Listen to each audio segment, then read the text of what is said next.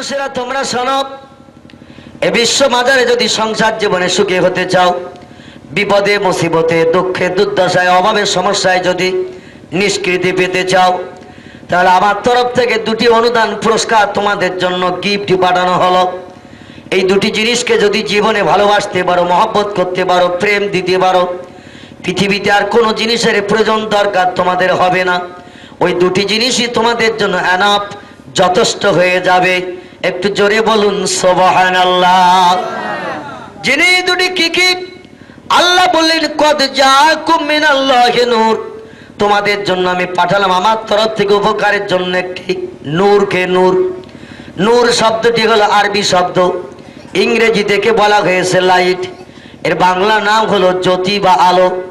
আল্লাহ বললেন অন্ধকারে যাতে পথ দেখতে পারো, গাছের গায়ে ঠুল না মারো, খয়ের মাথায় হোঁচট না খাও, বাম্পারে যাতে ধাক্কা না খাও, কে মা কে স্ত্রী কে কন্যা কে বোন কে তোমার মেয়ে চিনতে যাতে অসুবিধা না হয়, 3 ব্যাটারি টর্চলাইট ডুবে একটি আলো আমি তোমাদের ঘরে ঘরে পৌঁছে দিয়ে দিলাম, যাতে তোমাদের কোনো চলতে অসুবিধা না হয়। এই আলোটির নাম হলো মুহাম্মাদুর রাসূলুল্লাহ সাল্লাল্লাহু আলাইহি সাল্লাম। জোরে বলুন সুবহানাল্লাহ। একটি আলো তোমাদের জন্য পৃথিবীতে পাঠানো হলো, যে আলোর মাধ্যম দিয়ে তোমরা উপকৃত হবে। কে মা কে বোন কে কন্যা কে তোমার স্ত্রী, যাতে তোমার চিনতে কোনো অসুবিধা না হয়।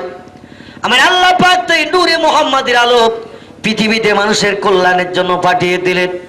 আমাবস্যার অন্ধকার রাতে একটি ঘরের ভিতরে যদি 5 জন নারীকে দাঁড় করিয়ে রাখা হয়, কেউ আমার মা, কেউ আমার কন্যা, কেউ আমার বোন, কেউ আমার স্ত্রী, কেউ আমার নানি, কেউ আমার খালা, ভাইজান 5 জন নারীকে যদি আমাবস্যার অন্ধকার রাতে এক ঘরের ভিতরে দাঁড় করিয়ে দেওয়া হয়, একই রকম সাউথ ইন্ডিয়ান বেনারসি বা স্বর্ণ কাতান শাড়ি, একই রঙের একেবারে শাড়ি যদি পরিয়ে দেওয়া হয়, আমাবস্যার অন্ধকার রাত, ঘরের ভিতরটা আরো আধার, এইরকম আধারের ভিতরে যদি একই রকম শাড়ি পরিয়ে 5 জন নারীকে দাঁড় করিয়ে দেওয়া হয়, আমার মতো মৌলবীকে যদি ঘরের ভিতরে ঢুকিয়ে দেওয়া হয়, দিয়ে যদি বলা হয় তোমার স্ত্রী যে, তার হাতটা ধরে টেনে নিয়ে আসবে, মা বোন কন্যাকে যেন বিবি বলে সম্বোধন করবে না।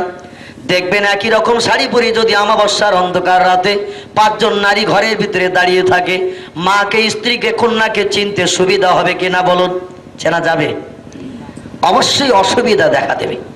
যদি একটা 3 ব্যাটারি টর্চ লাইট হাতে থাকে, লম্প বাতি বা হারিকেন যদি হাতে থাকে, দেওয়ালের গায়ে ইলেকট্রিক লাইনের যদি বোর্ড থাকে, সুইচটা যদি টিপে দেওয়া হয়, ঘরটা যদি রড লাইট বা বাল্ব লাইট জ্বলে আলোকিত হয়, তাহলে মাকে বোনকে কন্যাকে চিনতে কোনো ব্যক্তির আর অসুবিধা হওয়া দরকার, এমন করে অসুবিধা হওয়ার কোনো প্রয়োজন নাই।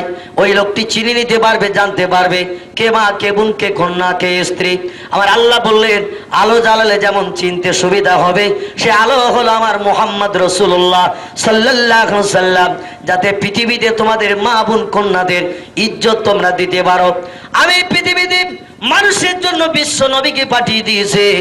আর যত সম্প্রদায় পৃথিবীতে আছে বা যত সৃষ্টি পৃথিবীতে আছে, গরু ছাগল হাঁস মুরগি ইঁদুর কুকুর বিড়াল থেকে শুরু করে যত সৃষ্টিজীব পৃথিবীতে আছে, কোন সৃষ্টিজীবের জন্য নূরে মুহাম্মাদির আলো পাঠানো হয়নি। এই জন্য আজ 21 শতাব্দীর বিজ্ঞানের যুগেও তারা মাকে বোনকে কন্যাকে এখনো পর্যন্ত জাত বিচার করতে শেখেনি। দেখবেন গরু ছাগল হাঁস মুরগি ইঁদুর কুকুর বিড়াল, এরা মা বোন কন্যা এখনো পর্যন্ত জাত বিচার করে না। যে কোনো পুরুষ পশু নারী পশুকে ভোগের পিয়াস হিসাবে ব্যবহার করতে থাকে, মায়ের সঙ্গে ব্যভিচার করে, বোনকে নিয়ে আনন্দ করে, নিজের কন্যাকে স্ত্রী হিসাবে ব্যবহার করতে থাকে। কারণ আমাদের থেকে চোখের পাওয়ার ভোল্টেজ যদিও তাদের বেশি, আমরা রাতের বেলা যেটা দেখতে না পাই ওরা সেটা বেশি বেশি দেখতে পায়। কিন্তু মা বোন কন্যাকে ওরা জাত বিচার করতে শেখেনি, কারণ নূরে মুহাম্মাদের আলো তাদের জন্য আসেনি।